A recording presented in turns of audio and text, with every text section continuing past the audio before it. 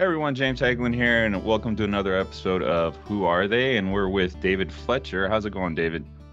It's going pretty good, James. How are you, my friend? Oh, I'm pretty good other than the weather, but what do we expect in Washington, right? If it's not raining out of sideways, then it's a good day. Right. So I want to talk about, you've purchased a home, and I want to talk about that experience, and basically the first question is, what was your biggest challenge during the home buying process? Honestly, it was just getting started. And I don't say that was a challenge because it was difficult to get started. It was more just that was the first big step. Once I had overcome that barrier of, reaching out to the people I needed to reach out to and, submitting the paperwork I needed to submit, then the rest was all really smooth. And it just kind of, what had to happen happened. But crossing that initial hurdle of, honestly, as much internally as anything, of just deciding this is something that I need to do and this is something that I need to make sure happens. That was the biggest step. Once that happened, it was all smooth sailing from there, man. Did you feel prepared for the financial commitment of owning a home? It was daunting, and that was honestly one of the things that slowed me down the most initially. It was something that I should have looked into doing years earlier than I actually did it. But it's a daunting task to, look at people say, oh, you need a 20% down payment. At the time, that was not something I could do. You need to qualify this way. You need to qualify that way. And I kept looking at myself and thinking, I don't qualify. I don't think I can make this happen. I'm going to be stuck as a renter. But backed into a corner without any other options, seeing the rents just continuing to rise on me over and over and over again. And, I had a growing family at the time and, kids and everyone to take care of. All of a sudden, I just had to buckle down and see this is something I have to do. I have to figure out how on earth I'm going to do it with the assets I have.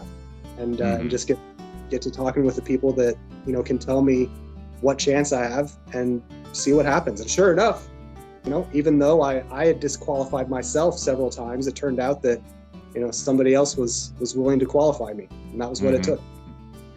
How did you determine your budget and what factors did you consider? Ooh, that's a big one. Well, working in banking, I have an obsession with budgets, numbers and ledgers and things like that. This is my bread and butter. And even if I'm not physically working with one, I've always got them going on in my head. And so one of the first things that I like to look at in a budget is what the biggest expenses are and where is the money going. You're always going to have, as long as you continue to work and continue to do that job as well as you can, you're going to have that money coming in. But where money is going is where a lot of people come across their pitfalls, and where I would tend to come across my pitfalls. So I would look at where the money was going. What was my biggest expense? Rent was one of those, and that was one of those things where I have to trim this down. I have to spend less on my housing expenses. I can save on groceries, and I can save on gas, and I can save on all these things, but I can't save on rent. What was your experience with the pre-approval process versus the actual part of the financing?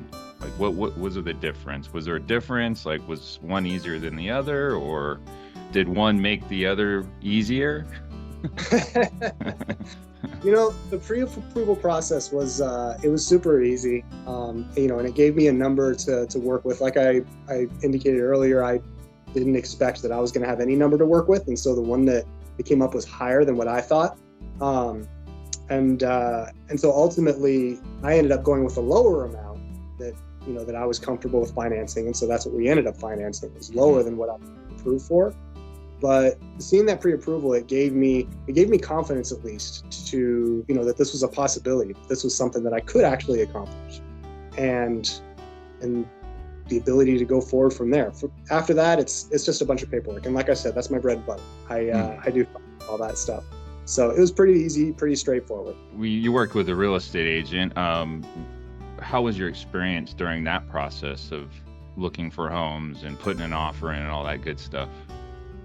I can't not plug my buddy Dan, if that's okay with you. Dan Kim.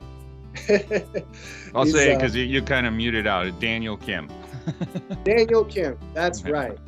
I can't remember his website off the top of my head, but I'd plug that one right now if I could. Not because he's paying me or anything, Let's just because he took great care of me. He was fantastic to have supporting me, and he's been helpful realistically, it was years before I was actually looking for a home, and years before I went ahead and got pre-qualified that I started working with Dan. I went to him and I said, hey, this is something that I want to do at some point in the future. And then he said, well, you should consider this, you should consider that, you should consider this other thing. And so I started considering those things, and ultimately, kind of built up my own confidence and built my own understanding as to what the process would look like, before even filling out any paperwork. And so it was stressful. It's a lot. Part of that probably put on myself because I'm a very detail-oriented person. I really like to dig into the minutia on everything, and so I was blowing him up with messages all day long. He probably got sick of hearing from me, just asking all these questions and wanting to know how different things worked and trying to get the best for my buck, as it were. But he was very gracious, and he was very helpful for all of it. The stress really just comes from, you're making a big decision. You're looking at your different options, and you're looking at your different homes, and one of those homes is a decision that you're going to have to live with for years to come. Potentially 30 years, potentially even more, depending on what stage in your life you're at. So it was a big decision, and that stress drove me to ask a lot of questions. Like I said, he probably got sick of it, but I hope that that's part of what he does, and so he's used to it. Looking back, is there anything you wish you had known or done differently during the home buying process? Like I said, started earlier. And again, like, no one's paying me to say that. I'm not being bribed by my loan officer or by Dan or anything. Right. That's just the honest truth, man. Like, I should have started it, like, actually sat down and gotten the pre-approval and everything years ago. But I was worried about rates. I was worried about housing bubbles. I was worried about the housing prices just increasing outside of what I could afford and all that. I was worried about political climate, like the areas that I would want to live in now. Am I going to want to live in them when they've evolved another 5, 10, 15 years? And there was a lot to be concerned about, and I let those fears kind of hold me back from taking that initial step. And the biggest mistake I made was not taking that initial step. My next question would have been, what advice do you give to a first-time home buyer? And I think you kind of covered that in that last answer. So thank you, David. I appreciate your time and letting us know what your experience was, and look forward to talking to you in the future. Absolutely.